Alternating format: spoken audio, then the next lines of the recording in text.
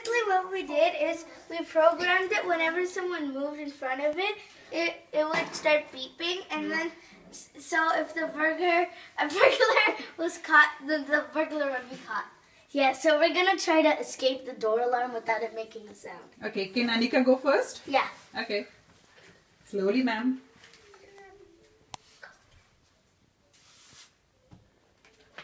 I think we should make it over here. Yeah. Right?